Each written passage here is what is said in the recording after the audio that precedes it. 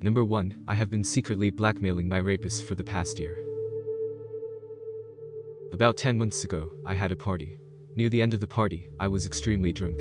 I barely even remember what happened, but I remember that when everyone else was gone from my apartment, a guy who showed up at the party was on top of me on the couch. I was slipping in and out of consciousness. I knew he had raped me, and that I was too drunk to even respond. I woke up with a bruise on my face and blood on my pants.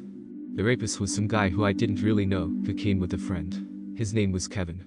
I had security camera footage of my apartment, and I looked at it the next morning. Obvious footage of me sleeping, him coming over, taking his clothes off while I am sleeping, then crawling on top of me. Then me yelling at certain points for him to get off, but he hits me in the face after a brief struggle about halfway through the video, and I go quiet after that, and let him rape me. Well, I think I just passed out after getting hit, or at least it looks like that in the video. It was horribly difficult to watch that video. He kept on saying nobody else is here in the video, and I was crying at the beginning. I contacted him on Facebook, saying that I knew it was him. He acted confused, so I told him I had a camera in my apartment at all times, and that there is a very clear video of what is going on. I told him I was going to the police. But I didn't go to the police. I felt shame and embarrassment. I felt this horrible feeling that everybody was going to treat me differently if they knew I was violently raped. I remember when one of my closest friends was raped in college, and everyone sort of treated them like a trauma victim for a year, and they told me how horrible it was going to the police and everything. Everyone treated her differently afterwards. You know how people treat you when you lose a loved one. Being overly sensitive and quiet because they don't want to possibly trigger some bad feelings. It was like that with her, but for a really long time. I remember her crying to me about how she wishes she never even reported the rape or told anyone she got raped. She said she hated the idea of people constantly feeling like they have to walk on thin ice around her, and that she hated the idea of people thinking of her as a rape victim. I did not want to be that girl. I waited a month. I suppose the guy must have been really scared, thinking the cops were gonna come to his door at any moment. Instead, I messaged him, telling him to give me money, or else I would report the rape.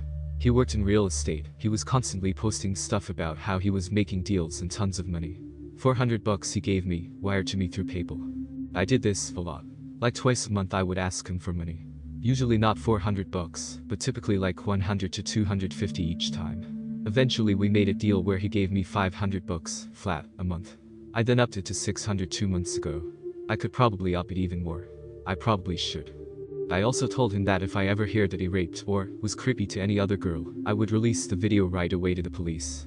I am not sure if this is related, but maybe 2 months after he started paying me, he posted on Facebook about how he quit drinking for good and was an alcoholic for years, which made him do terrible things to hurt other people. I couldn't help but think he was referring to me. I feel bad. I honestly do.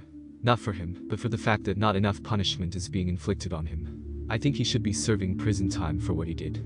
But I also cannot stand the idea of admitting I was raped. It makes me feel horrible inside to have other people know what happened to me. This horrible mixture of shame and embarrassment. Number 2, cop pulled me over, and I called 911 and lied to get out of going to jail. When I was 19, I was running late to work in my tiny Pose economy car, and on fumes of gas, I didn't come to a complete stop on a right turn. Lights behind me, so I pull over. I know I've barely got any gas at all, and was almost to a gas station, hence why I rolled through the stop a little, trying not to have the car die. At the time, around 1995, a new digital phone had come out, called Voices Team, now T-Mobile, and their whole big thing was the phones were digital and not cellular. They were the first phones with caller ID, and one of the big things the salesman had said over and over was since it was digital, the signal couldn't be triangulated or traced. Not that I cared, but it stuck in my mind. Well, as I give the cop my license, registration, and insurance card, I got an idea. I knew if I was late to work I was going to lose my job.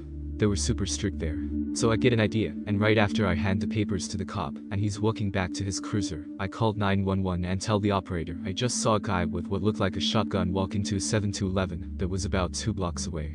I confirmed the address, then I hung up. About 30 seconds later, the cops come sprinting to my car and hands me all my stuff, and Rush says, "Come to a complete stop next time." Then peels off to the direction of the store, pushed my car to the gas station that I'd almost made it to, and felt pretty pleased with my ingenuity. I was an idiot, and I confess. Number 3, my mom unknowingly ate a cucumber I used to masturbate with. A long time ago, I felt the urge to pleasure myself while in the bathtub. Not owning any sex toys, I thought of what I could use instead. There was a fresh cucumber in the fridge. Well, I got busy with it in the tub. I was home alone, by the way. For some reason, out of guilt and paranoia I suppose, I thought it would be a good idea to put the cucumber back in the fridge.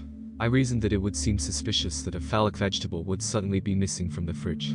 I wrapped it in paper towel and put it back in the fridge until I decided what to do with this tainted vegetable. Really, I don't know what I was thinking. Anyway, I forgot about it, and a couple of days later, my mom was joyfully eating a sandwich with cucumber on it, and, to my horror, she said to me, "Wow. Cucumbers stay much crisper wrapped in paper towel. I will never forgive myself."